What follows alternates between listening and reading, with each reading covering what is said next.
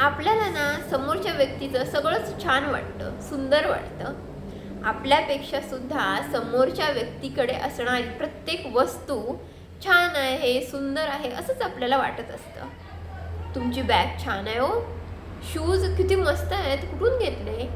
तुझे इयरिंग्स बघू, नवीन आहेत, कुठून घेतलेस? ऑनलाईन घेतलेस? तुझी सॅन्डल छान आहे ग, तुझा परवाचा ड्रेस मस्त होता.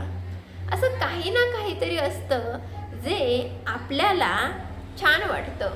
आपल्याकडे सुद्धा ते असतं, पण त्यापेक्षा सुद्धा त्या समोरच्या व्यक्तीचं आपल्याला आवडतं आणि ते छान वाटतं.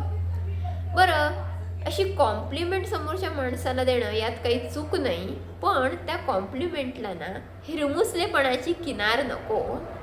खुल्या दिलाने म्हणा, हे तुझं छान आहे, ही वस्तू तुझ्याकडे सुंदर आहे, मस्त आहे, मला आवडली. पण त्यामागे असा विचार नको, मला पण घ्यायची होती, मी पण आता घेणार, मला पण हवी आहे पण मिळाली नव्हती, किती छान आहे, माझ्याकडे नाही. असा विचार ठेवून कॉम्प्लिमेंट्स देऊ नका. काय माहीत, तुम्ही समोरच्या माणसाकडे पाहून म्हणताय त्याची बॅग छान आहे, त्याची सॅन्डल छान आहे, शूज छान आहेत.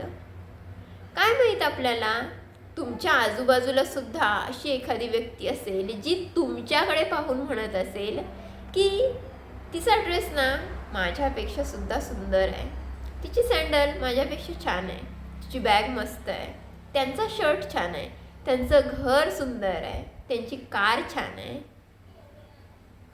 जरूर विचार करा. कमेंट बॉक्समध्ये तुमच्या प्रतिक्रिया जरूर कळवा.